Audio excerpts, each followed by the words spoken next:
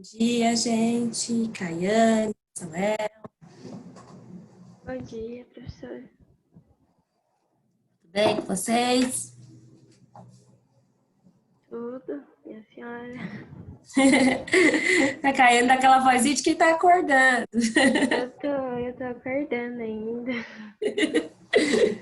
Sei como é.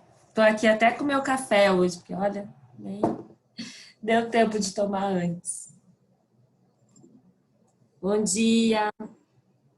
Quem mais entrou? Bom dia, professora. Tudo bem? O David, tudo bem?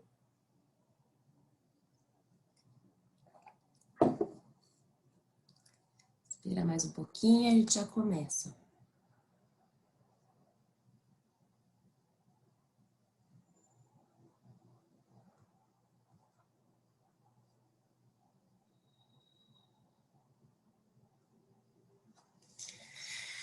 Ai, gente. Soninho. Hoje eu tô até com café para acordar.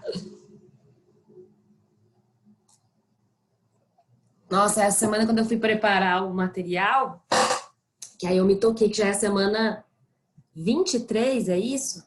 Deixa eu ver aqui do material. Isso. 23. Gente, como é que pode, né?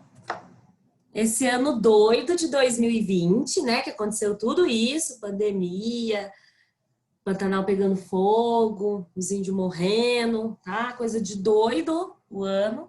E passou super rápido, né? Já tá. Eu comi panetone essa semana já, tipo, já quase Natal. Que é isso, gente? Assustador. 2020 realmente é um ano inexplicável.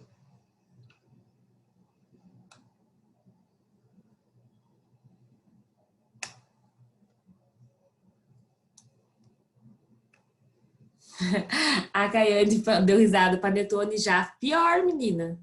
O meu primo foi comprar as coisas pra gente tomar café esses dias, o meu primo que mora comigo. E aí ele chegou com um panetone, eu falei, que é isso? Dele, as lojas já estão cheias de panetone, eu comprei um. Eu falei, meu Deus! Panetone já. E eu nem gosto, né? Nossa, eu adoro panetone. E eu não sou daquelas ai, que chocotone é melhor. Pra mim, tanto faz. Eu gosto da massinha mesmo, sabe? Então, se for frutinha seca, se for gotinha de chocolate, tá tudo certo. Eu gosto o gosto da massinha, que eu acho bom.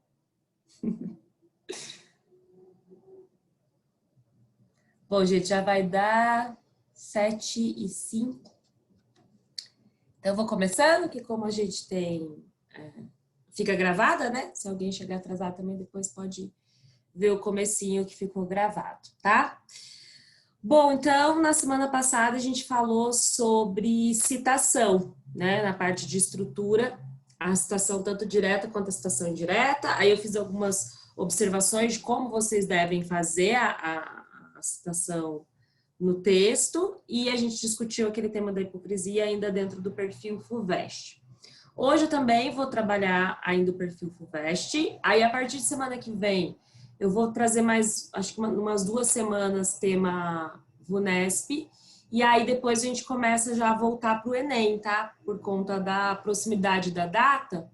Trabalhar pelo menos umas 4 semanas Enem, para no finalzinho, de novo, voltar para a FUVEST. Por que eu prefiro ficar fazendo revezando, né, os vestibulares, o estilo VUNESP, FUVEST e Enem. Não ficar, por exemplo, um tempo, 6 meses trabalhando um, 6 meses trabalhando outro, mas ir revezando com vocês durante as semanas. Principalmente agora que a gente vai chegar nessa reta final, né? Porque, na realidade, quando vocês forem fazer as provas, vai ser meio que isso, né? No final de semana você vai fazer a prova de um estilo, no outro final de semana você vai fazer a prova de outro estilo. Então, não adianta ficar dando esse intervalo muito grande entre o estilo e outro, porque lá a realidade de vocês vai ser essa, né? Num final de semana ter que trabalhar no estilo VUNESP, depois Enem e aí depois FUVEST. Então, acho que é legal a gente já trazer isso. E aí eu precisava também, pelo menos uma semana, né, tocar na questão dos gêneros textuais, e trabalhar o modelo Unicamp para aqueles que pretendem fazer a prova da Unicamp.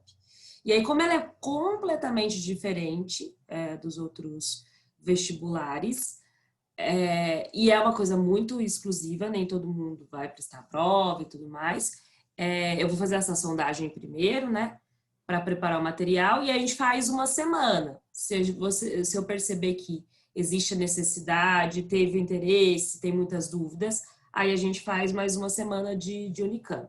Então, agora a gente vai ter que entrar nesse revezamento mesmo, né, de estilos de prova, porque a gente só tem aí algumas semanas, se a gente for pensar, para a gente se preparar para todas as realidades possíveis. Mas esse conteúdo que eu abordei com vocês da parte de estrutura, até aqui, tanto de recursos argumentativos, coesão e agora essa parte da comprovação dos argumentos no texto, serve para qualquer prova, tá? Serve para FUVEST, serve para Enem, serve para VUNESP, serve inclusive para a Unicamp, que cobra os gêneros textuais.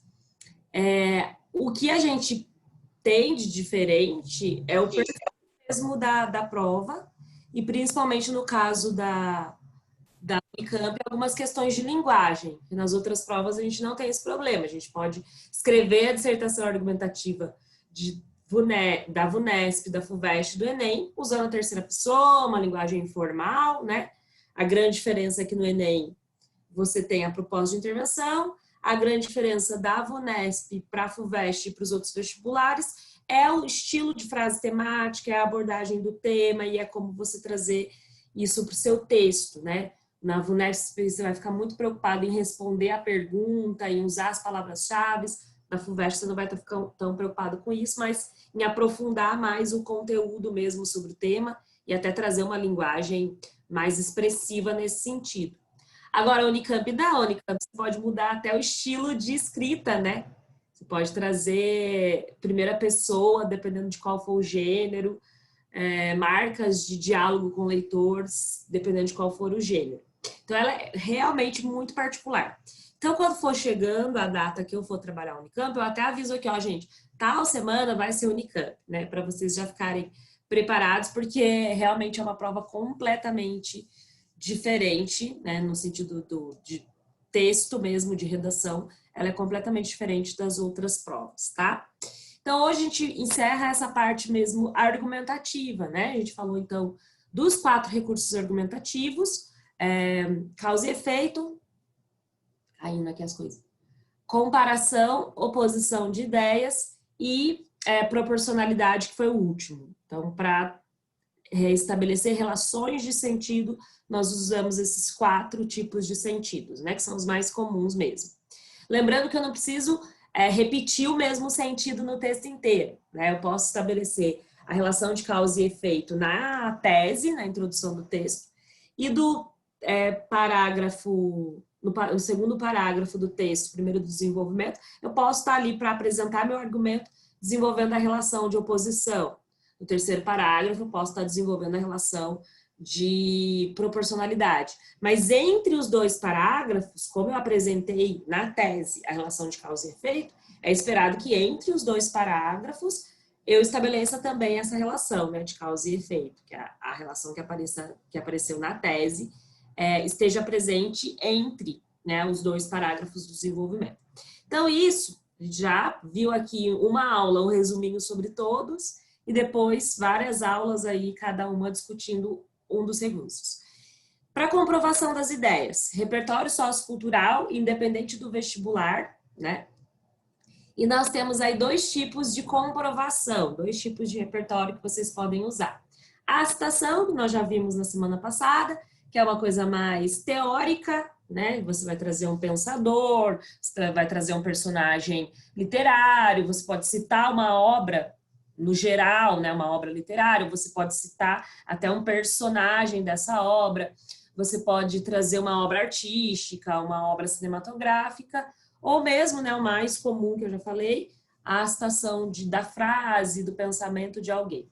Agora, o que nós vamos trabalhar hoje é um outro elemento de comprovação, que nós chamamos de prova concreta, que é aquilo que não está tanto na teoria, né? Mas ele está mais na prática mesmo, ele está mesmo nas ações do homem, a gente consegue enxergar isso de forma concreta na sociedade. E aí, então, deixa eu compartilhar aqui com vocês.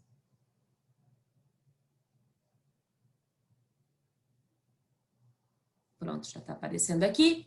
A nossa atividade, então, da semana 23, prova concreta. Eu fiz essa seguinte divisão, né? Aqui até na descriçãozinha, então, são os elementos que vão provar as nossas ideias por meio de fatos e dados. Então, eu dividi já a prova concreta em 2 elementos, tá? Fatos e dados. Fatos, também a gente vai ter uma divisão. Nós vamos ter aqueles fatos que são fatos do passado e nós vamos ter os fatos do presente. Nos dados eu também fiz uma divisão que são a gente olhar para a questão dos dados qualitativos e dos dados quantitativos. E agora eu vou explicar cada uma dessas divisões, tá bom? Primeiro, então, dentro das provas concretas eu posso trazer para o meu texto fatos atuais. Quais são os fatos atuais? Aqueles que foram, né, noticiados, que eu vou retirar, então, como vocês estão vendo aqui, da esfera jornalística, tá? Por que essa minha preocupação de falar que vocês vão retirar da esfera jornalística? Porque independente, gente, de qual tipo de comprovação você vai usar, se você vai usar essa prova concreta que nós estamos discutindo hoje, ou se você vai usar a citação, como nós vimos na semana passada, o elemento fundamental é a fonte, né? Você precisa de uma referência, você precisa citar qual é a fonte desse elemento de comprovação que você está trazendo para o seu texto, porque é isso que legitima a informação apresentada no texto. Então, não adianta, né, pensar em uma coisa super interessante se você não tiver essa fonte, tá bom? Então, independente se for prova concreta ou citação, a gente precisa da fonte. Então, por isso que eu já comecei aqui, ó, retirados da esfera jornalística. Então, eu tenho que ter ali uma revista, um jornal impresso ou mesmo, né, hoje é muito possível, o meio digital. Então, citar o site de onde foi retirado a notícia ou a informação, tá? Então, quando se tratar de notícias, você está retirando uma informação que foi noticiada, um fato do acontecimento, né, aquilo chamado de atualidade. Você vai tirar aqui a fonte da notícia, o nome do veículo, a data, o ano, já basta, tá? Então, bem interessante se você trouxer isso então, né? Folha de São Paulo, como foi noticiado pela Folha de São Paulo em 2020, em 2019, em 2018. Não tem necessidade de você saber a data exata, né? É claro que para acontecimentos mais recentes, por exemplo, se a gente for falar sobre essa questão atual da pandemia, se a gente for falar da questão, por exemplo, das manifestações associadas à questão do racismo, né, que aconteceram fortemente durante os meses de junho e julho. Então, aí eu tenho esses meses até na memória, ok, você trazer um mês.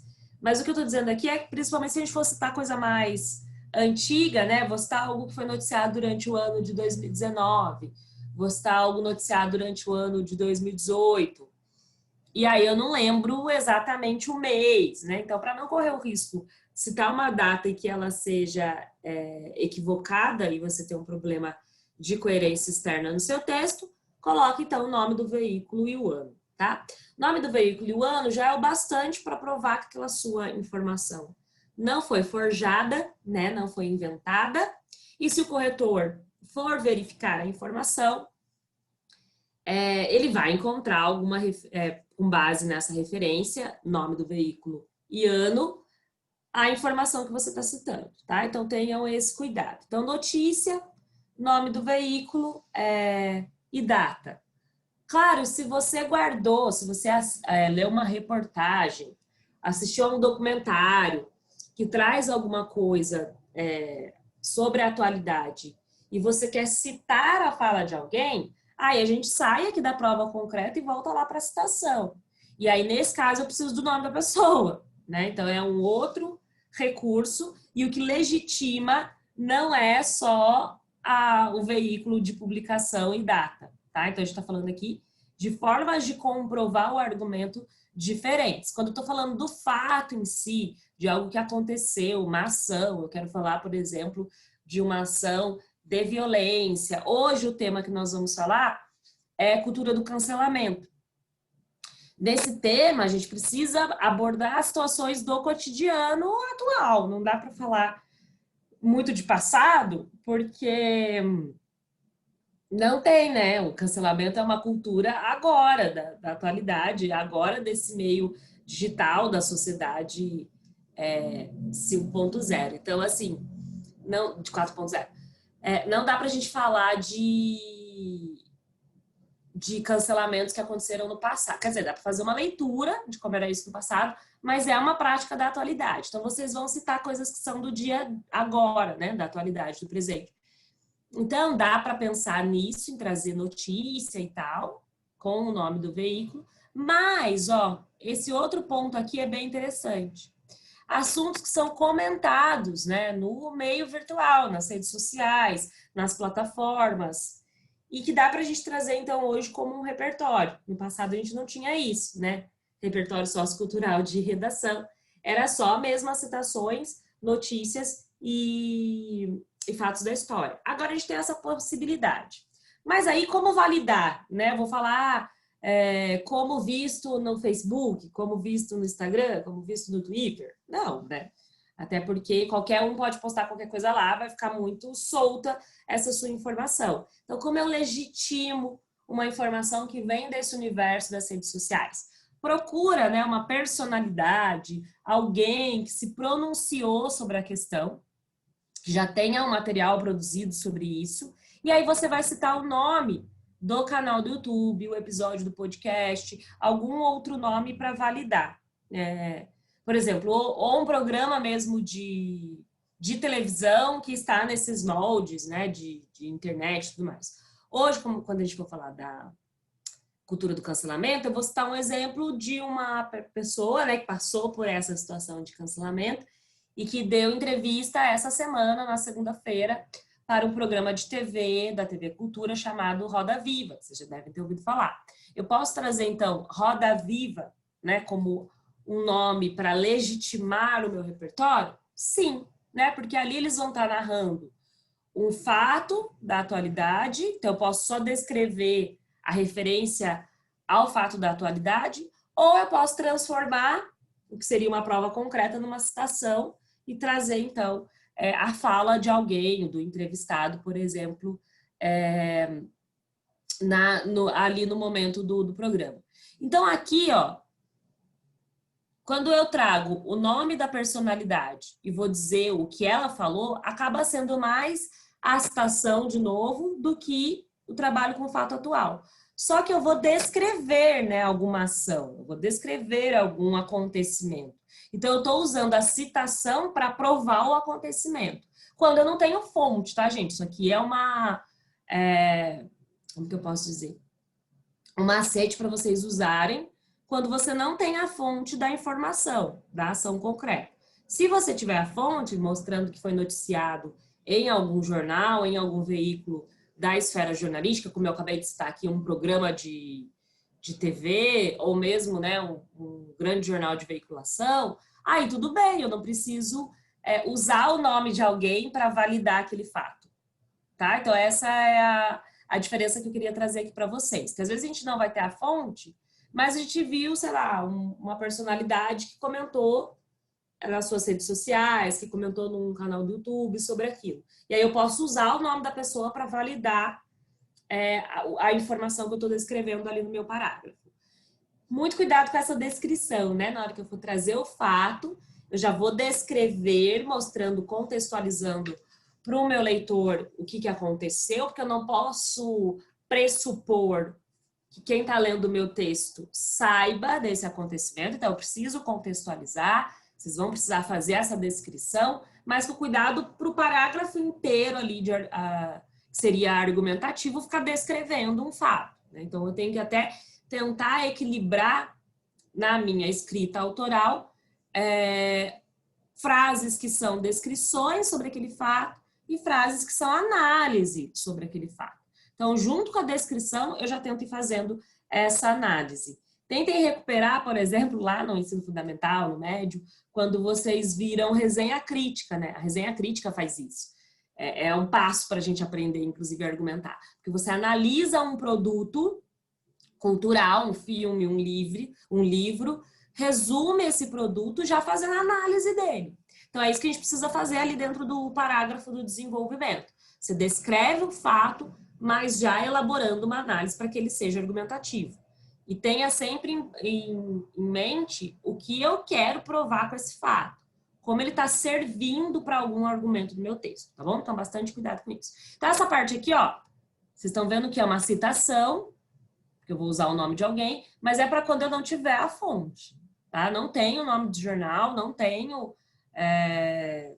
a data dessa notícia, então eu uso esse outro recurso de citar alguém, o nome de alguém que falou sobre aquilo, para provar que aquilo realmente aconteceu e foi veiculado em algum lugar, tá? Para legitimar, isso que é importante, né? Mostrar que é verídico, que é legítimo. Bom, fatos históricos. Como eu posso usar fatos históricos na minha redação? Vocês já devem ter usado isso, né? O ano inteiro já. Bom, vocês vão trazer mais como elemento de comparação, porque os temas são sempre do presente, né? Os temas de redação tratam sempre sobre o presente. Teve uma proposta da FGV, né, desse meio de ano, que trouxe o passado não passa, como que é? O passado não acabou, o passado não tem um fim, alguma coisa assim, a frase temática. Que era para falar exatamente do passado, mas olhando para o quê? Para o presente, né? Como é possível identificar que o presente repete o que aconteceu no passado. Então, mesmo num tema assim, que te obriga a olhar para o passado, por exemplo, teve um tema da FUVEST, bem antigo, não vou lembrar o ano agora, que era para falar sobre tempo, né? A frase não tinha nem frase temática, eram vários textos na proposta, e cada texto tinha uma abordagem diferente sobre o tempo. Tinha um texto que trazia a ideia, né, do carpe diem, viver o momento, viver o presente, parará. Tinha um outro texto que falava de uma coisa mais nostálgica, viver o passado. E tinha um outro texto que falava daquela coisa do pensamento a longo prazo, tá sempre olhando para o futuro, sempre preocupado para o futuro. E aí as instruções da proposta pediam o seguinte, que o candidato verificasse qual, na opinião dele, é a forma mais eficiente, né, de se olhar para o tempo. Então, era para tratar sobre os 3 aspectos, sobre os 3 tipos de visão sobre o tempo e defender uma, que inclusive era uma proposta de redação muito difícil, né? Porque no limite ali de linhas você tinha que falar das 3 perspectivas sobre o tempo, sem ser uma coisa descritiva, né? Sendo argumentativo sobre aquilo e defender uma. Então, realmente foi uma proposta de redação muito difícil. Mas, como eu disse, antiga, tá? Então, nem é mais o perfil da FUVEST trazer propostas nesse estilo, mas só para vocês saberem que, mesmo quando ela trouxe, então, a possibilidade de ter foco no passado, tinha que mencionar o presente de qualquer forma, né? Então, nas redações, a gente vai usar o passado como uma comparação, mas para discutir algo do presente, tá? Bom, então como vocês podem trazer o passado na redação, né? Períodos históricos. Eu posso me referir a um período mais amplo. Aí eu até coloquei aqui como exemplo, né? Para falar de uma questão de linguagem, ou a gente usa muito a colonização do Brasil para falar de várias coisas sobre a atualidade, né? Então, para trazer alguma coisa, eu quero falar sobre preconceito linguístico, né? Só um exemplo aqui de tema. Então, eu trago a colonização do Brasil, mostrando como naquela época já houve a imposição, né, da língua portuguesa e isso diminuiu o valor das expressões indígenas até a atualidade, permanece inclusive na atualidade. Essa visão de que existe uma língua maior do que todas as outras, no nosso caso, a língua portuguesa, que é a oficial do país e que realmente, né, a forma como ela foi colocada tinha como objetivo findar a outra língua existente, que era a nativa. Não era só uma, né? A gente sabe que as tribos espalhadas pelo Brasil, cada uma tinha ali a sua própria linguagem, né? O tupi é o mais forte, mas a gente tem aí várias outras línguas. Então, assim, só pensando, só para trazer aqui para vocês esse exemplo, para pensar como trazer um período histórico. E aí, para trazer como período histórico, eu vou perceber que pela própria ciência, né, a história como uma ciência, já dá um nome para ele. Já existe, de uma forma mais universalizada, essa ideia de que é um período com um nome, tá? Então, como aqui, colonização do Brasil, como, sei lá, Revolução Industrial, tem um nome. E aí, só esse nome valida o seu repertório, porque já é cientificamente aceitável. A gente já tem isso publicado nos livros de pesquisa, a gente já tem isso publicado nos livros didáticos de história. Então, é um conteúdo de outra área do conhecimento que já está validado por essa própria área, pela ciência dessa área. Então, se tem esse nome, já foi dado esse nome, ok, isso já basta como fonte para o meu repertório sociocultural. Então, quando eu falo desses períodos históricos, né,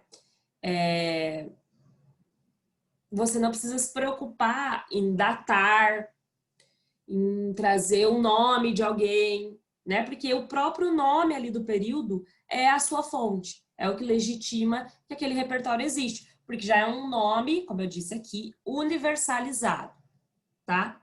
Agora, existem episódios que a gente pode querer citar no nosso texto que comprovem exatamente o que eu estou discutindo ali como argumento, que aí eles não têm um nome, né? Eles são coisas bem específicas dentro do próprio período. Então, é uma cena, uma descrição mesmo de um fato que aconteceu no passado e que você está se reportando ali na redação para comprovar alguma ideia ou até estabelecer essa comparação com o presente, como a gente disse aqui. E aí, bastante cuidado para não fazer saltos muito distantes, né? Episódio específico é episódio específico mesmo, né? Que você leu em algum livro, que você viu na aula de história, que alguém narrou para você e você vai trazer essa breve descrição desse episódio específico. Aí, para esse episódio específico, é bem interessante, até para validar, ou você enquadrar ele dentro de um período, né? Citar um período, ou você ter alguma informação mais legítima mesmo, mais factual, como a data quando isso aconteceu, os personagens envolvidos nesse episódio, tá? Então, bastante cuidado na hora de fazer essa seleção, né? Por exemplo, quando eu discuti aquele tema com vocês do branqueamento, né, aquela visão sobre o branqueamento da sociedade, eu trouxe como repertórios, e dei de exemplo, sugeri a história do Machado de Assis, por exemplo, né? E aí é um episódio específico da história que, para mostrar que é legítimo, eu tenho o nome do autor, eu tenho data, eu tenho alguma coisa que faz para o leitor, inclusive, esse aviso de que é verídico, de que é legítimo, tá? Então, bastante cuidado, né? Porque às vezes a gente quer citar, falar lá do homem das cavernas que desenhava. E, sabe, fica muito nessa narração do cotidiano, da oralidade. A gente não tem nada que legitime isso de forma mais factual mesmo, mais científica, mais verídica. A não ser que eu cite um documentário, né, que eu vá para essa fonte, que descreveu, que trouxe uma narração, que trouxe alguma informação sobre isso. Então, bastante cuidado na hora de escolher esses episódios específicos, né? Eu tenho que ter um domínio mesmo sobre isso. Eu vim em algum lugar, faz parte do meu conhecimento de mundo, para na hora de trazer para o texto, fazer sentido ali para o meu leitor e eu provar que não foi algo forjado, não foi algo inventado, eu realmente li sobre isso ou assisti sobre isso em algum veículo, tá? Então, bastante cuidado. Independente de qual desses 4 aqui vocês escolherem, notícia, assunto comentado nas redes sociais, períodos históricos, episódios específicos da história, vai precisar de uma fonte. Período histórico, a gente tem essa liberdade maior de que o próprio nome do período já é a nossa fonte. Agora, os outros eu preciso de uma fonte mais específica, tá? Então, bastante atenção a isso, porque às vezes isso é o que vai impedir você de chegar numa nota boa. Às vezes o repertório é até interessante, mas se ele não estiver legitimado, se ele não for validado por uma fonte, não vai permitir que você chegue à pontuação máxima, né? No caso do Enem, competência 2 e 3, que avalia isso. No caso dos outros vestibulares, dentro da nota, tanto de conteúdo, né, de argumentação, trabalho com tema, com conteúdo, como em alguns casos eles descontam até da nota de coerência, né? Porque tem uma informação ali que não tem validade. Então, perde mais de uma vez no texto quando a gente não coloca a fonte do nosso repertório. Então, bastante atenção a isso. Agora, dados. Bom, eu tenho sempre um pé atrás com dados, tá? Por quê? Eu não consigo imaginar alguém que na hora da redação pegou um tema super específico, né? Apareceu aquele tema super específico para a redação e que tinha um dado estatístico decorado, com fonte e tudo mais. Eu acho isso muito difícil, tá? É claro que no trabalho que a gente vai fazendo aqui, de discutir temas, de vocês pesquisarem, escreverem as redações, pode acontecer mesmo de você acabar memorizando um dado e na hora da redação lembrar desse dado, né? Mas isso vai ser um caso em 10, né?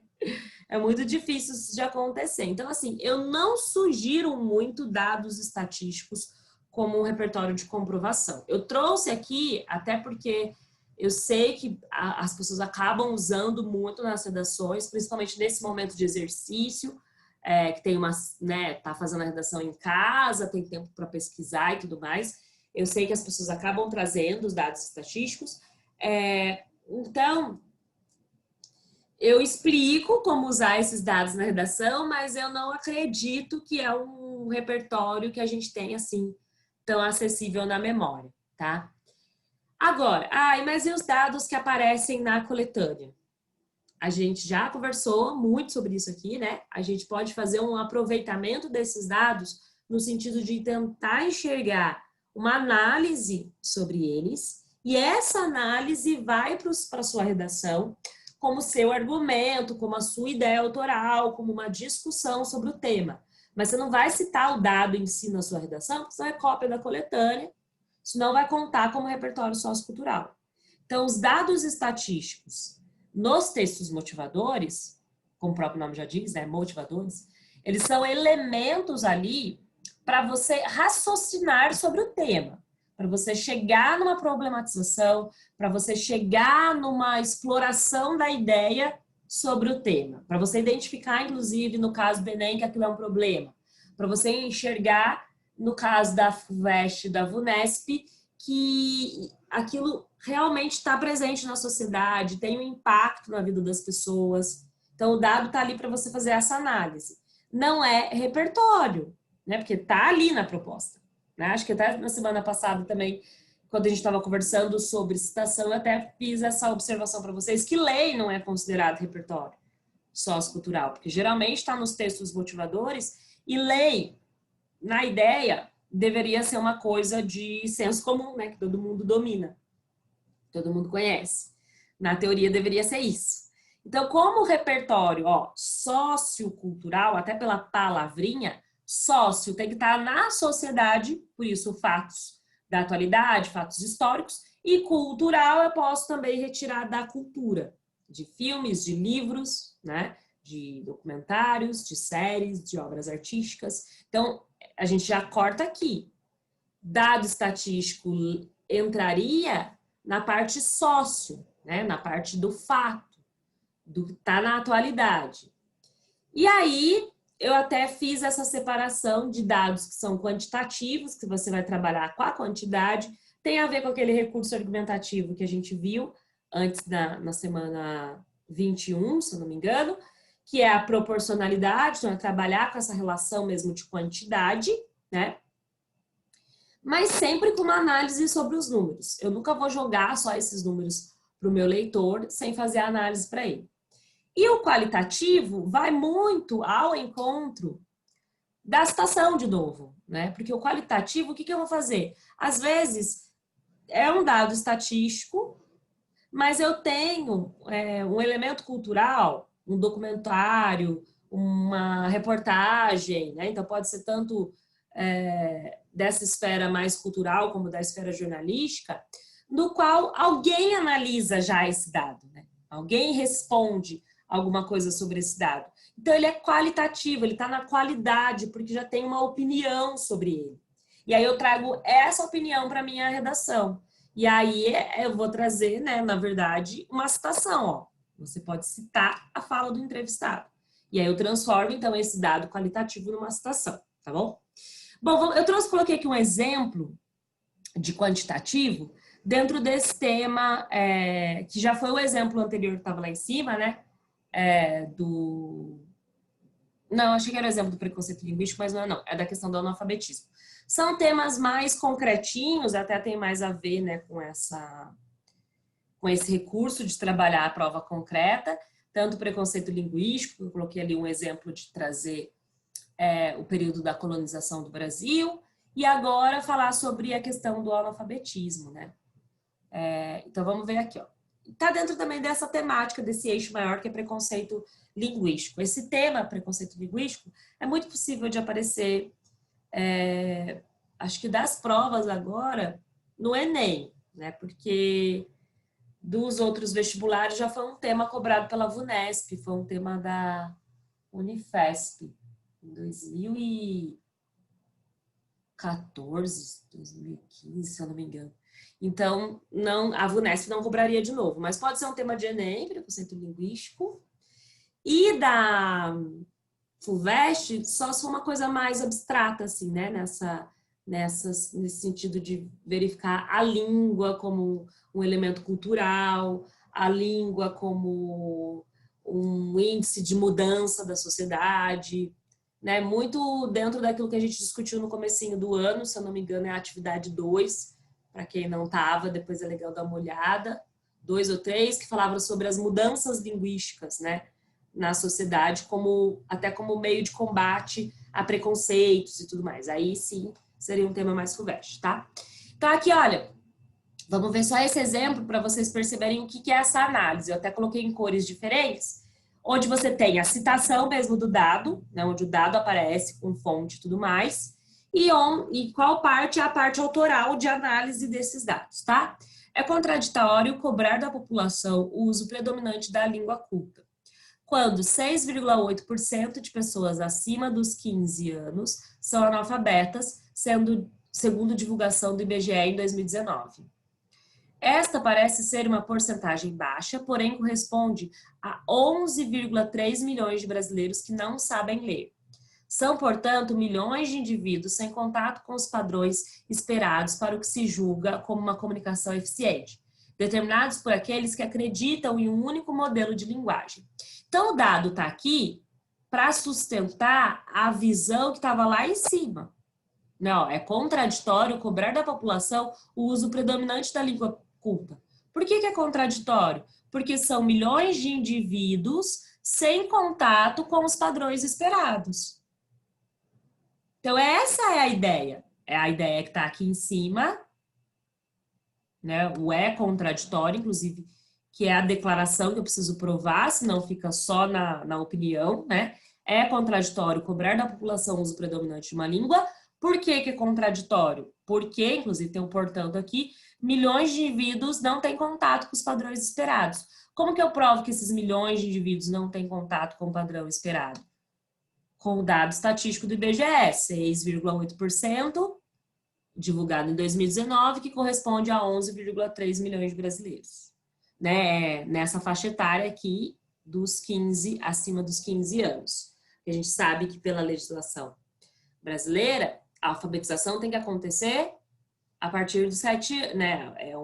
Inclusive, hoje eles estão até reduzindo, né? Tem projetos de lei para reduzir essa idade, né? Que a alfabetização possa acontecer a partir dos 5, 6 anos. Mas a data, a exigência é 7 anos, mas a gente sabe que a formação básica, né, vai até os 17, então o esperado é que as pessoas com 15 anos já estejam alfabetizadas, né? Mesmo considerando toda a desigualdade do país, considerando a baixa qualidade da educação, o esperado é que pessoas com mais de 15 anos já estejam alfabetizadas, que essa idade de 15 anos ela tenha passado pelo processo da educação básica. Mas, né, nós temos ainda esse indicador aqui de 6,8% dessa população ser analfabeta. Quando eu for citar dados, além da instituição que divulgou o dado, eu preciso do ano. Então, tá vendo como é ilusório, né, a gente acreditar que dado estatístico vai ser um repertório sociocultural que a gente vai ter acessível na nossa memória? Porque eu vou ter que lembrar de 3 números diferentes, né? Eu vou ter que lembrar do dado em si, a informação mesmo exata daquela quantidade, a fonte, a instituição e o ano que foi divulgado. Por que eu preciso do ano que foi divulgado? Porque esses dados se modificam, né? Aqui vocês estão vendo que é a divulgação mais recente do IBGE quanto a isso, que foi 2019. Mudanças que vão acontecendo no país vão ter impacto nesse dado, né? Posso ter uma mudança negativa, se for pensar até que a gente está passando por uma crise econômica que interfere na educação, mas como eu estou falando de pessoas de 15 anos, eu tenho que pensar nessa crise, né, o quanto isso vai acentuar no dado sobre analfabetismo lá no futuro, né? Porque eu tenho para enxergar que, inclusive, as crianças agora vão sofrer alguma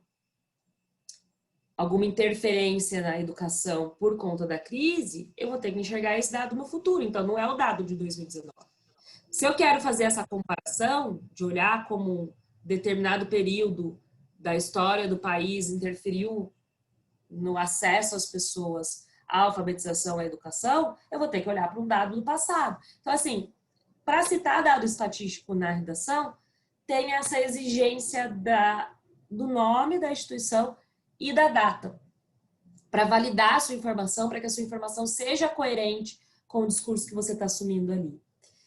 Então é mais difícil mesmo, né? A gente ter isso decorado, por isso eu não dou tanto valor para repertório de dados estatísticos. Eu acho que o dado estatístico, inclusive quando eu trago ele nas minhas aulas, seja na proposta de redação ou na minha fala, eu cito algum dado, alguma coisa assim, é para estimular você a pensar sobre aquela realidade.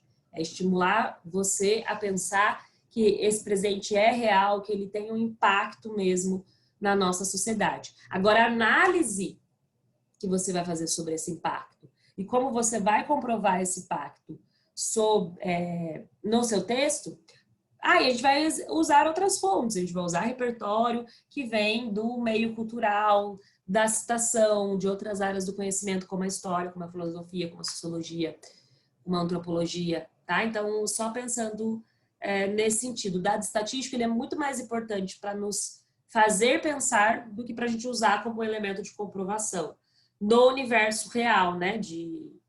Da hora da prova mesmo, que você não vai ter dados estatísticos ali, decorados, para você colocar na sua redação. Agora, posso começar a minha introdução com um dado estatístico, inclusive, que está nos textos motivadores? Posso. Na introdução, não tem essa exigência de repertório sociocultural. A gente espera que vocês utilizem repertório sociocultural nos parágrafos do desenvolvimento, que é o momento mesmo de você usar esse repertório como comprovação das ideias que estão sendo defendidas ali. A introdução, qual é a função da introdução? Ela abre a discussão para o leitor. Então, a introdução, ela precisa contextualizar o tema. Essa é a função principal da introdução.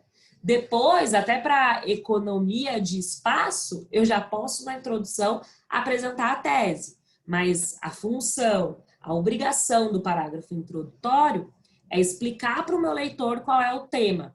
Essa explicação, que nós chamamos de contextualização, pode ser baseada em dados estatísticos. E aí não tem problema eu usar os dados estatísticos da coletânea, tá bom? Desde que lá nos parágrafos do desenvolvimento eu vou desenvolver repertório sociocultural com fonte, tudo bonitinho, que não esteja na coletânea de textos que não esteja na própria proposta de redação. Então, dados estatísticos é um recurso interessante, né? Se a gente for pensar, esse parágrafo aqui, ele até tem uma carinha mesmo de introdução, mais de introdução do que de desenvolvimento. Porque ele está apresentando, inclusive, o tema, que é essa ideia sobre preconceito linguístico, e problematizando, né? É claro que ele não é introdução, ele é um trechinho de um parágrafo de desenvolvimento. Vocês estão vendo que ele até começa aqui com uma declaração argumentativa. Se fosse introdução, eu precisava explicar o tema primeiro, né? Que ele nem começa com preconceito linguístico. Ele já vai falando que, olha, vamos se esperar cobrar a língua culta das pessoas se elas são analfabetas. Então, já chega no problema. Então, a gente sabe que para a introdução tem que dar esses passinhos, né? Eu falo do assunto geral, recorto isso para o problema e aí chego na minha tese. Por isso, inclusive, que eu chamo a introdução de uma pirâmide invertida. Eu começo com o assunto mais amplo e depois vou afinalando aquilo para a tese. Então, só recordando aqui com vocês, porque né, a introdução foi uma das nossas primeiras aulas, então só para a gente lembrar a importância, então, de ter essa organização desde o primeiro parágrafo do texto até para o leitor não ficar perdido na sua redação. Beleza, gente? Deixa eu parar de compartilhar aqui.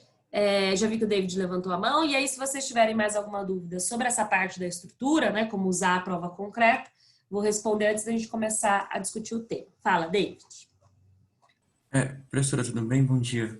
Na real, são duas dúvidas. A primeira é, se eu tiver que citar um editorial, é válido porque, por ser algo subjetivo de um autor, por exemplo, que ele expressa provavelmente a ideia, isso não compromete, tipo, a veracidade da informação que eu for citar? Não, porque daí vai ser diferente. Você vai trazer o editorial, a citação do editorial, ou de um artigo de opinião, né? Não como essa prova concreta que a gente está falando aqui. Você vai trazer como aquele recurso da semana passada, citação. Que aí a sua base vai ser o nome da pessoa, não o fato em si que está sendo descrito ali. Agora, se você não tiver o nome, quero citar o editorial da Folha de São Paulo, o editorial da revista Carta Capital do mês de julho.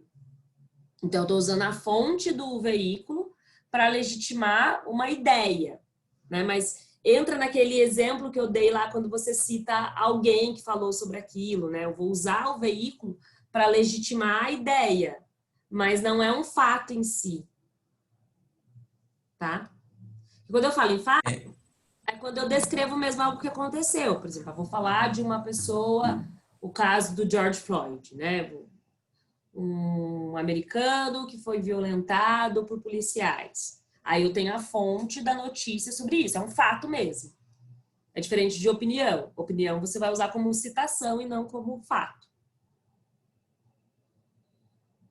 Ok, mas se eu for usar, quais são os requisitos, além do nome do O veículo, nome do da veículo e data? data. O nome do veículo e data. Mas aí eu tenho que colocar o nome de quem eu tirei esse editorial, né? O nome da pessoa em si que fez. Então, é que às vezes o próprio veículo não põe nome. Você vai ter que dar uma olhada nisso, né? Tem editorial de veículo de informação que eles assinam como equipe de redação, É verdade. equipe de edição. Alguns são assinados. Por exemplo, o editorial da revista Carta Capital era assinado pelo Mino Carta, que é o fundador, o dono da revista, né? Talvez nem sempre era ele mesmo que assinava, às vezes era alguém que escrevia e só aparecia lá, ele revisava e aparecia lá o nome dele como sendo um texto dele. Mas a gente tem como citar isso. Agora, nos outros, geralmente vem como equipe, editorial, a edição, então não dá para trazer o nome, então vai ter que ser o nome do veículo, até por isso que eu falei da importância da data nesse caso, né? Porque se for só o nome do veículo, vai ficar muito solto, porque como eu já não tenho o nome da pessoa, e principalmente se você usar para trazer algum fato, alguma coisa que você quer mostrar que aconteceu, aí eu preciso mesmo da data. Então vai dar esse trabalhinho de ter, além do nome do veículo, a data. Beleza? Professora, agora outra dúvida mais prática mesmo. Na última redação, Eu falei do jeitinho brasileiro e tal, e por ser um fato cultural, aonde que se encaixaria esse tipo de citação, sabe? Porque eu tenho dúvida, porque eu não, tipo, eu expliquei por ser algo cultural, eu pensei, eu acho que não precisa ter uma fonte, tipo, Precisa, alguém falando, precisa, né? Então compromete precisa. o que eu quis Porque dizer, né? senão fica nessa coisa do senso comum, do cotidiano. Uhum, O jeitinho brasileiro, por mais que pareça uma análise, é uma análise da sociedade. Mas é uma coisa que eu posso uhum. falar com meu amigo, é uma coisa que as pessoas conversam na rua. A própria expressão é informal, né? Sim, sim. Então, Uhum. vai parecer que é uma coisa muito senso comum. Para você ter uma fonte sobre o jeitinho brasileiro, vai ser citação. Acho que não tem muito jeito, sabe? Não tem um fato concreto sobre isso, porque já está mais na análise mesmo, já está na teoria. Então, ou você apela, né, por alguém que falou sobre isso, alguém, algum sociólogo, algum pensador que tratou sobre o jeitinho brasileiro, ou você pode usar o recurso da comparação, de comparar a ideia que se tem sobre o jeitinho brasileiro com uma outra teoria. Por exemplo, a gente consegue associar jeitinho brasileiro com o conceito de homem cordial do Sérgio Buarque de Holanda. Então, ele não deu o nome de jeitinho brasileiro, é o homem cordial, mas eu enxergo relações. Então, dá para você estabelecer essa relação e explicar. Ou você pode, já ver jeitinho brasileiro, que outra coisa, associar algum elemento que ilustra o que é esse jeitinho brasileiro. E aí eu tenho a questão dos personagens literários, ou de filmes, ou de outras obras. Sempre quando eu falo de jeitinho brasileiro, eu cito o Leonardo do Memórias de Sargento de Milícias, né, da literatura, que é um personagem muito típico dessa ideia, né, de jeitinho brasileiro. Ou mesmo, como eu falei semana passada, né, o livro que é A Paixão da Minha Vida, o Rota Compadecida, eu tenho ali também Chicó e João Grilo como grandes exemplos, né, personagens icônicos dessa ideia de jeitinho brasileiro. Como eu tenho Leléu no livro Lisbelo e Prisioneiro. Então, tem várias obras literárias que eu tenho personagens que retratam esse comportamento. E aí você valida a ideia de jeitinho brasileiro com a comparação, com a ilustração da obra literária. Entendeu? Mas se eu fizesse uma comparação com algo cotidiano, por exemplo, já não seria válido, né? Ah, Não. legal. Beleza, entendi. Mesmo quando a gente usa algo cotidiano, o cotidiano tem que ser comparado com algo cultural. Senão ele não serve como repertório. Né? Repertório é isso. Hoje em dia é muito visível, né, que os vestibulares olham para essa questão. Tem que ter uma fonte, tem que ter algo que prove que é legítimo. Não é assim, tipo, você usou só algo do cotidiano, nossa, zerei a redação. Não é isso, né? Mas não chega na nota alta na parte de argumentação, né? Tem um prejuízo aí. Sim, beleza, valeu, professora. Imagina. Gente, mais alguma dúvida dessa parte estrutural? Eu vou passar então para o tema, porque já são 7h54. Mas eu acho que,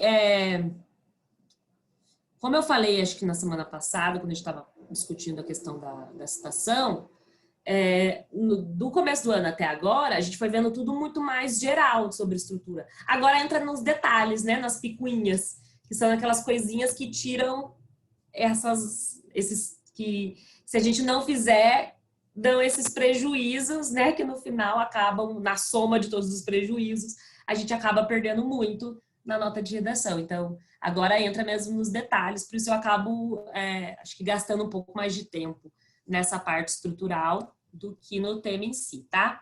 Mas vamos lá. Faz tempo que eu estava ensaiando para trazer esse tema, cultura do cancelamento, porque eu ficava preocupada se não é uma coisa muito manjada, né, de estar muito mesmo no discurso, e se não, até se a gente não cairia nisso, né, que o David acabou de falar do cotidiano, do senso comum, do que está nas redes sociais, e não ter algo concreto para se basear. Mas, né, é muito possível, sim, um tema mais nesse perfil até mais abstrato da FUVEST aparecer alguma coisa sobre isso, sobre a cultura do cancelamento. E aí a gente precisa analisar. É algo do contemporâneo, a gente não tem uma visão muito marcante dessa questão no passado. No passado, o que a gente tinha? No passado, a gente tinha as pessoas que eram condenadas mesmo por algum motivo, né? E aí elas entravam nos méritos da lei. Hoje, a cultura do cancelamento, ela transforma qualquer pessoa em juiz, né?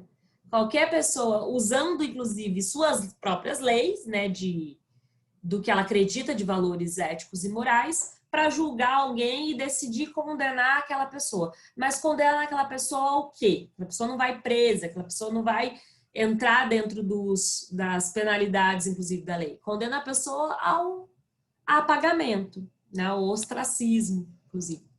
Então, eu acho que é bem interessante a gente ter essa visão, que é uma transformação, né? As redes sociais permitiram, inclusive, esse tribunal, no qual todos são juízes, né? Todos podem julgar uns aos outros. E todos podem se tornar, inclusive, condenados, né? Então, já fazendo essa primeira análise. Dá para comparar com situações do passado? Sim, dá para comparar. Mas é muito mesmo do contemporâneo. É uma análise dessa realidade atual agora, desse universo digital. Por isso, inclusive, lá na frase temática, vocês podem ver no finalzinho, eu sempre gosto de começar por ela, né? Cultura do cancelamento na era da informação. Então, é para falar dessa era agora, de que as informações estão disponíveis, exacerbadas, inclusive, pelos veículos digitais, por essa possibilidade de você acessar informações constantemente e numa velocidade imensurável, né? Então, vamos lá para o primeiro textinho. Texto 1, a gente tem a frase de uma pensadora, né, antropóloga e cientista social, Rosana Pinheiro, que vai dizer o seguinte: o cancelamento é fechar o debate. Essa cultura é um comportamento de manada. Então, ela vai trazer uma visão negativa sobre a cultura do cancelamento, dizendo que a cultura do cancelamento ela impede o debate. As pessoas, inclusive, reproduzem a cultura, né? Um cancelou, o outro vai cancelar também e vai reproduzindo isso sem reflexão, né? Quando ela fala que fecha o debate, deixa eu pegar aqui os negocinhos para limpar. Cadê? Quando ela fala que fecha o debate, a gente vai ter, então, essa... Ai, tá. A gente vai ter essa visão de que a possível análise, né, que a gente pode fazer sobre esse fechar o debate é de que não tem reflexão, as pessoas vão reproduzindo isso. Então, entra nessa ideia aqui do comportamento de manada, né? Então, a pessoa age nesse sentido automático, como um animal mesmo, reproduzindo, sem análise, sem reflexão. Na visão dela, né? Nessa frase que ela traz aqui pra gente.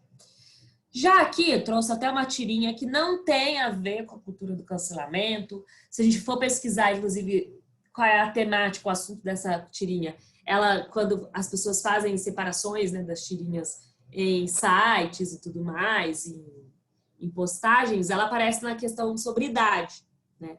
Mas eu queria um pontinho aqui que ele traz, que é a questão do rancor. Ó, eu conheci aquele cara e não gostava nem um pouco dele. Eu tinha uma boa razão para isso. Mas qual era? E aí, né, eu suspiro. A gente percebe que está com a memória fraca quando começa a esquecer até dos rancores. Então, dialogando com o texto 1, quando o indivíduo se comporta nessa situação de reproduzir a cultura do cancelamento, cancelar alguém porque ele viu que outra pessoa cancelou e ele seguiu aquilo no automático, se viu na obrigação de cancelar porque determinada pessoa cancelou, parece que é um rancor, né? um ódio que a gente cria da pessoa meio sem fundamento, ao ponto da gente esquecer. Ué, por que a gente cancelou mesmo fulano? Então, acho que eu quis trazer esse exemplo, né, do agar aqui, mas para a gente pensar como isso, para quem faz, para quem pratica o cancelamento, para quem cancela alguém, é efêmero, né? Porque é ali no momento, é o gás ali da situação que está acontecendo naquele momento. A pessoa publicou alguma coisa que você não gostou, ela escreveu, ela fez alguma observação, ou saiu alguma notícia sobre ela, e aí você resolve naquele momento cancelar. Futuramente, você, que praticou esse ato do cancelamento, esquece, né? É uma coisa efêmera, né? E vai lembrar mais. Mas quem sofreu, né? Quem passou pelo cancelamento, não, porque a pessoa vai passar por esse apagamento e as consequências para o futuro dela não, vão ser permanentes, não efêmeras como acontece com quem cancela. Então, acho que é essa leitura que eu queria fazer também da relação com o tempo. Como é uma coisa, sim, do momento, né? E é meio complicado por isso, por não olhar também. A gente tem uma visão, acho que dentro de um aspecto até mais filosófico, abstrato desse tema, esse discurso, essa cultura do cancelamento, como tem uma visão de que são coisas permanentes, que as pessoas não mudam, que são coisas imutáveis. Então, um indivíduo que hoje fez uma declaração, sei lá, preconceituosa, ou que fez isso do passado, não significa necessariamente que essa pessoa é assim para sempre, né? Eu acho que tem também essa visão, né? A gente não, na prática do cancelamento, não tenha esse comportamento de analisar que as pessoas, o mundo é mutável e que a gente precisa abrir a nossa visão para enxergar essas mudanças, para enxergar essas transformações. Mas eu acho que porque as pessoas vão mesmo nessa coisa aqui do agar, no rancor, na emoção. E quando a gente está falando de emoção, então, por exemplo, eu ver algo que a pessoa declarou, algo que ela falou, eu não concordar com aquilo e demonstrar minha discordância é uma coisa possível, porque estamos numa sociedade, né, democrática, então existe a liberdade de expressão para isso. Eu criar um ódio, um rancor sobre a pessoa é uma coisa minha, emocional. O que eu acho que acontece é que nos meios digitais, principalmente nas redes sociais, as pessoas pegam aquilo que é seu, emocional, e expressam. Ok, ela tem liberdade de expressão para isso. Mas aí impor o seu emocional como uma ação que interfere na vida do outro, aí a gente começa a enxergar, né, o quanto isso não é para realmente resolver o problema, né? Mas é para você viver aquela sua emoção do momento, que é o rancor, que é a raiva, que é o ódio a respeito de alguém. Tudo bem, né? O ódio ele também pode ser transformador, ele pode trazer revoluções, ele pode fazer a sociedade repensar muitas coisas, mas ficar só nisso, né? Não realmente propor uma mudança, propor, como a Rosana colocou aqui em cima, um debate, não adianta, né? Vai ser só discurso vazio mais uma vez. Então, acho que é uma análise bem importante da gente fazer aí sobre essa cultura do cancelamento. A análise que se faz sobre o tempo, né? Você pega um pedaço, você particulariza uma fala do indivíduo, um momento ali do indivíduo. Você não enxerga ele como uma pessoa que é passível de mudanças, de transformações ao longo do tempo, você enxerga só um período para aquela pessoa.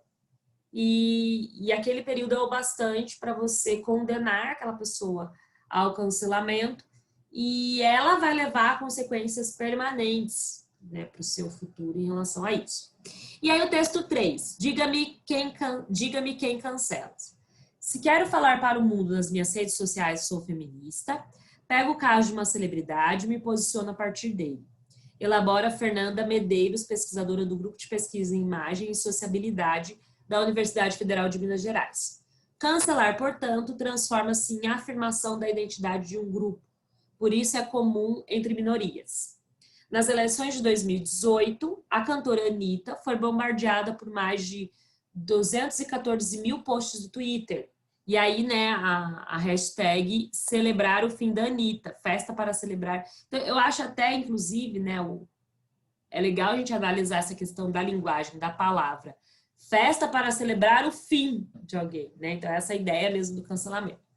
O movimento partiu de um público LGBT, que lamentava o fato da cantora não se posicionar contra Jair Bolsonaro. Mais do que demarcar posições sociais, cancelar pode servir para evidenciar pautas importantes, como os casos de Woody Allen e do ator Kevin Spacey, que giram em torno de acusações de abuso sexual. Isso abre portas para debater a questão do assédio, aponta Medeiros. Então, lá na visão de Rosana, no começo, né, a Rosana Pinheiro, a gente teve uma visão negativa sobre o cancelamento, que é essa ideia de não abrir para o debate. A gente teve a tirinha do Agar, que também traz isso, né, de negativo, no sentido de que cancelamento tem a ver, cancelar pessoas tem a ver com rancor, tem a ver com algo que é emocional e não, de fato, algo concreto para melhorar e mudar a sociedade. Agora a gente já tem o texto 3, que vai falar de uma ação mais prática. Quando você tem uma campanha, quando você tem uma discussão sobre isso. E aí eu acho que o exemplo da Anitta é bem fundamental nesse caso, porque a gente está falando de uma coisa de 2018, que ela, né, teve toda essa campanha, não só com essa expressão, mas também foi atribuída à Anitta a prática do Pick Money, né? Tipo, ela ganhava dinheiro com a comunidade LGBT, mas não defendia a causa da comunidade LGBT. Então, tinha essa visão, né? Um dos argumentos, inclusive, das pessoas que falavam sobre o cancelamento dela era isso, né? Como alguém que a sua música, o seu estilo é consumido por essa comunidade, mas não se posiciona a favor dessa comunidade. Só que, claro, né, entre várias questões, a própria Anitta, na época, se manifestou dizendo que ela não falava sobre política por não dominar a política, não ter conhecimento sobre isso, então que ela preferia não falar por não ser algo do domínio dela, e hoje a gente já vê uma mudança, né? Hoje a gente já vê, eu vi essa semana, se não me engano foi ontem ou anteontem, postagens da própria Anitta nas suas redes sociais contra o presidente, declaradamente, por conta da questão do que está acontecendo agora, né, das queimadas, dos incêndios no Pantanal, na Amazônia. Então, ela fez várias fotos, fez várias postagens criticando o presidente. Ela tem participado de lives, de discursos políticos, né? Inclusive com aquela Gabriela Prioli. Então, a gente já vê uma mudança da pessoa. Por isso que eu quis trazer aquela questão do tempo. Enquanto a visão sobre a cultura do cancelamento está associada mesmo a uma questão temporal. Cancelar a Anitta em 2018, que era a eleição, por ela não declarar o seu voto. E acho que entra numa outra questão aí, né? Existe na sociedade o direito de que a gente vota de forma sigilosa, mas declarar o voto posiciona as pessoas dentro de um perfil político, dentro de um perfil ideológico. Então, se esperava que ela se pronunciasse naquela época nesse sentido. Talvez, não sei, né? Não posso fazer aqui essa análise da pessoa, mas talvez, até por ter passado por essa situação, ela reviu, né, a sua postura, fez essa revisão do seu comportamento na sociedade como uma personalidade, entre aspas, né, pública, aí, como alguém que está nos holofotes, como alguém que a sua voz é ouvida porque é uma celebridade. Ela fez essa revisão sobre o seu discurso, sobre o quanto ela tem uma certa responsabilidade também com o seu público, e hoje a gente já tem uma pessoa diferente, né? A gente já tem alguém que está ali. Então, aqui o exemplo da Anitta é para mostrar que às vezes o cancelamento também não funciona, né? No sentido só negativo. Ela passou por esse processo e hoje a gente já vê uma transformação, e o cancelamento de fato não aconteceu. Ela não foi cancelada. Mesmo em 2018, quando tinha esse grupo fazendo essa campanha, festa para celebrar o fim da Anitta. Ela continuou fazendo muito show, ela continuou vendendo e continuou tendo várias pessoas defendendo ela, né? Então, a quem também se aplica, né, a cultura do cancelamento? Acho que é uma pergunta viável de se fazer. O texto 3, que traz uma feminista, Fernanda Medeiros, falando que ela usa, inclusive, dessas celebridades para levantar uma bandeira ideológica, uma bandeira de posicionamento político, cultural e ideológico, vai trazer essa visão de debate, né? Que o cancelamento serve para o debate. E quando ela fala, por exemplo, desses casos aqui, né, do Woody Allen, do Kevin Spacey, são campanhas, por exemplo, no caso do Kevin Spacey, né, quando a própria emissora que transmitia a série que ele atuava na época, não sei se vocês acompanharam esse caso, mas quando saíram, né, as denúncias, quando foram divulgadas as denúncias de assédio, ele fazia aquela House of Cards, né? Se eu não me engano, na época, House of Cards era da... Bom, tá na Netflix, mas eu não lembro se era da Netflix só, se ela era de algum canal com parceria com a Netflix. Mas cancelou o personagem na série, inclusive, né? O ator foi demitido e não tinha mais o personagem na série. E o quanto eles tentaram, inclusive, fazer uma reviravolta na história, trazendo uma mulher como protagonista das próximas temporadas, né? Até como parece, se eu for analisar aqui, como um pedido de desculpas para o público, né? A gente tinha um homem como protagonista, o próprio personagem mostrava isso, né, na série, e o ator, na sua vida, praticou a questão do assédio, foi denunciado por isso, e aí quando o próprio ator foi cancelado, a série volta com uma temporada sendo protagonizada pela atriz, por uma mulher, como se, olha, desculpa, né, vamos rever aí o nosso posicionamento. Então, o cancelamento, ele pode existir sim, principalmente quando ele tem esse cunho de boicote, né, quando as pessoas se manifestam nas redes sociais para boicotar uma empresa porque ela não tem práticas éticas em relação a condições de trabalho, quando ela pratica trabalho escravo, por exemplo, ou quando ela não respeita questões éticas em relação à vida, né, se ela, sei lá, por exemplo, maus tratos de animais, coisas desse sentido. Fala, Felipe. Oi, Pro, tudo bem? Tudo bem. Eu acho muito importante esse processo de mudança, né? Tipo, mas eu também acho que é legal a gente parar para pensar até que ponto será que esse processo é sincero, né? Porque às vezes ela no caso da Anitta, né? Mas também qualquer outra figura pública pode estar querendo preservar a própria imagem com medo de uma retaliação social ou algo do Sim. tipo, né?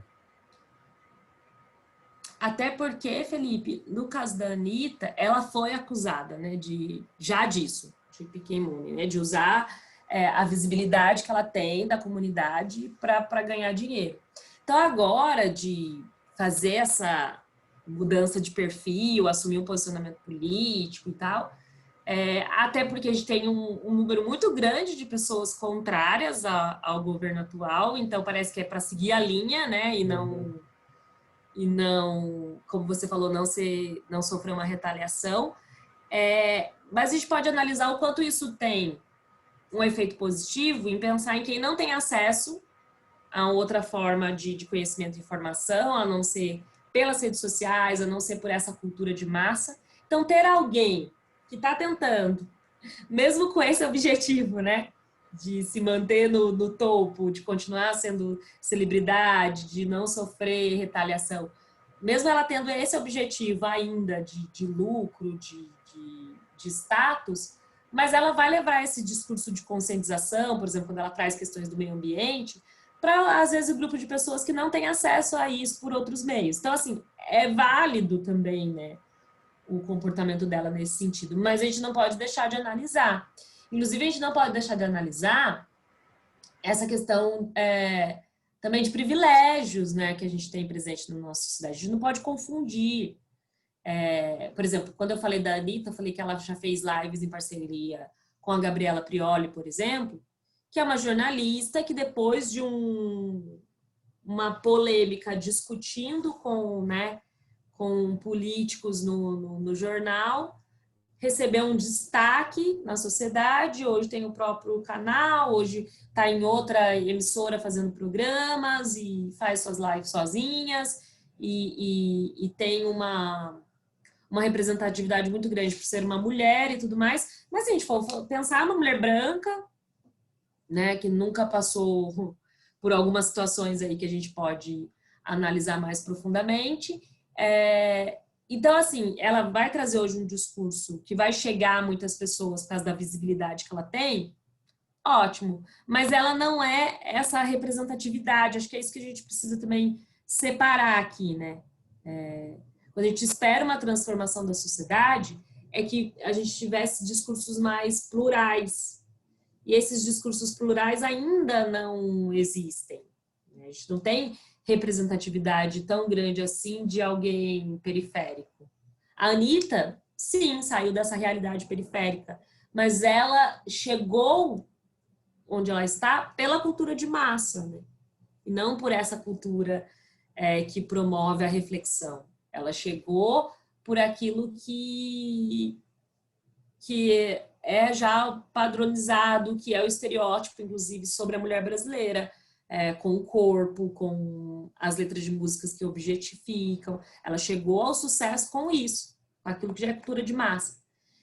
Hoje, ter ela discursando sobre outras coisas tem algo válido, porque leva para as pessoas que só têm acesso a essa cultura de massa esses processos também de conscientização. Mas a gente não pode deixar de analisar, né? Analisar que tudo isso que o Felipe falou, e tudo isso também que a gente pode enxergar de como ela chegou, né? Onde ela está. Como a voz dela tem valor ao ponto de ter um grupo minoritário querendo... Teve um grupo minoritário em 2018 querendo cancelá-la. Que meios, né, possibilitou? Quais foram os meios que possibilitou que a voz dela tivesse esse poder? Infelizmente, ainda são os mesmos meios, né? Da padronização, de estar dentro de um estereótipo, por mais que a própria Anitta venha com esse discurso de não, né? Que teve o clipe dela que mostrava a bunda com celulite, sei lá o quê. Gente, pelo amor de Deus, né? Comparar ela mostrar a bunda com celulite com a realidade das outras pessoas, né? É muito pequeno, né? A gente achar que ela sofre padronização porque tem celulite. Que ela sofre essa pressão da sociedade porque ela tem celulite. Sofre, não estou negando isso. Mas vamos olhar para todas as outras realidades, né? Das pessoas que não estão dentro desse padrão esperado para peso, que não estão dentro do padrão esperado para cor da pele, que não estão dentro do padrão esperado para cabelo, que não estão principalmente dentro do padrão esperado para questões sociais. Então, assim, a gente não pode deixar de analisar tudo isso. Mas dentro desse tema, que a gente vai falar de cultura do cancelamento, então a cultura do cancelamento ela é usada por grupos minoritários, pensando no sentido positivo, por grupos minoritários, para trazer a reflexão, para a gente fazer pensar em comportamentos que não podem mais ser tolerados, que é o caso, por exemplo, do assédio, no exemplo ali do Woody Allen e do Kevin Spacey, né? Nossa, gente, já é 8h19, que realmente esse tema dá pano pra manga aí. E aí depois, ó, o texto 4, o cancelamento é diferente da trollagem típica da internet, eventualmente com insultos coordenados, frequentes em disputas de opinião entre usuários das redes. O cancelamento é um ataque à reputação que ameaça o emprego e os meios de subsistência atuais e futuros do cancelado. Extremamente frequente nos Estados Unidos, ela hoje abate personalidades, mas também anônimos. Você pode ser cancelado por algo que você fez em meio a uma multidão de completos estranhos, se um deles tiver um vídeo, ou por uma piada que soou mal nas mídias sociais, ou por algo que você disse ou fez há muito tempo atrás, e sobre o qual um registro ainda na internet. E você não precisa ser proeminente, famoso ou político para ser publicamente envergonhado, permanente marcado. Tudo que você precisa fazer é ter um dia particularmente ruim, as consequências podem durar enquanto o Google existir, definiu o colunista do The New York Times, Rose Duarte, em uma coluna sobre cancelamento. Bom, vocês vão achar vários textos sobre isso. Na parte de repertório, Eu coloquei 2 textos. O último texto é um texto bem mais longo da Rolling Stones, que vai trazer até outros aspectos, por exemplo, cancelar pessoas mortas, né? Como Michael Jackson, por exemplo, por causa das denúncias atuais sobre pedofilia e tudo mais. Mas qual é o foco? Né? Cultura do cancelamento na era da informação. Então, foi a era, vocês precisam partir do contexto, é essa era da informação, das notícias rapidamente, acontecimentos rapidamente veiculados na internet, mas que algo que poderia ser efêmero, algo que a pessoa ia falar e assumir, fica registrado para sempre, que eu acho que é isso que o último texto traz, né? Então, basta você falar uma coisa, alguém gravar, filmar, registrar, e aquilo vai ficar presente até o Google existir, né? Não tem como apagar. Então, é mostrar que teve essa transformação, então tudo que as pessoas hoje falam tem algo que pode registrar para eternidade, isso, né? E como a gente se comporta, como a população se comporta diante dessas falas. E aí vocês podem escolher para discutir isso aspectos diferentes. Pode falar do aspecto positivo, que o cancelamento permite sim uma transformação na sociedade, porque, como eu disse, é uma oportunidade, inclusive, da minoria discutir isso, e não aceitar coisas que são, né, preconceituosas, antiéticas, mudar comportamentos que não devem ser mais tolerados, mas a gente tem um lado negativo também de não olhar para a possibilidade de transformação das pessoas, de ser um discurso vazio, de não olhar para o debate. E aí a gente tem uma infinidade de repertório para vocês citarem da atualidade. Eu falei aqui do caso do Kevin Spacey, mas já está nos textos motivadores. Vocês podem pesquisar casos mais atuais, né, de cancelamento. Por exemplo, da colunista Lilia Schwartz, do Folha de São Paulo, que quando fez uma crítica ao novo disco da Beyoncé, não sei se vocês acompanharam isso, teve aí, né, vários outros colunistas, pessoas até ativistas da questão da negritude, criticando a Lila, tentando cancelá-la. E ontem, segunda-feira, ela deu uma entrevista no Roda Viva, falando sobre isso, pediu desculpas. Então, a gente tem, de novo, um cancelamento que não aconteceu de fato, né? Ela continua tendo a repercussão, o espaço que ela sempre teve, mas que mostra essa questão. As pessoas vão errar, elas vão falhar. Então, será que não existem erros que a gente consegue diferenciar? Erros que não são tolerados e erros que sim a gente pode fazer essas ressalvas, a gente pode analisar? Fala, David. A gente já estourou aqui. Professora, é interessante fazer uma associação com esse fenômeno do cancelamento com as fake news da atualidade, porque, tipo, eu não acompanho muita rede social, mas deve ter, sim, tipo, Sim.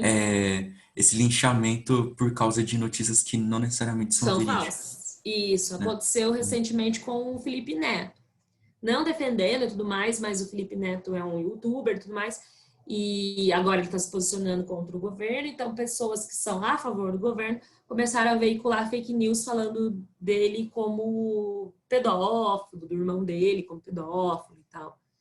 E claro, isso mancha a reputação da pessoa e pode ter efeitos muito negativos, né? Como o último texto ali fala, questão financeira, da pessoa não conseguir mais emprego e tudo mais, né? Então, dá para fazer essa análise sim com fake news. E até exemplos factuais sobre isso, tá? Bom, gente, já estouramos, né? 8h24. Não vou conseguir falar mais muita coisa sobre o tema, mas é um tema, acho que a grande dificuldade, aí vamos lembrar da parte estrutural que eu falei aqui hoje, cuidado, né? Esse cuidado com a fonte, porque como é algo que está no cotidiano, né? Acho que até a pergunta do David foi muito válida nesse sentido. Então, cuidado para não ficar no discurso do cotidiano do senso comum, precisa ter uma fonte. Então, vamos buscar aí nos noticiários, nos programas de TV, como eu sugeri, o Roda Viva, né? Que vão trazer aí essa validade, legitimar o que vocês citarem no texto. Belezinha? É isso, gente. Bom dia para vocês, continuem se cuidando, bebam bastante água e até então, quinta-feira que vem. Eu sei que vocês têm outras aulas aí, não vou ficar segurando. Tchau. Tchau, professora. Obrigado, hein? Semana que vem. Imagina. Tchau, Bom professora. dia. Tchauzinho, Larissa.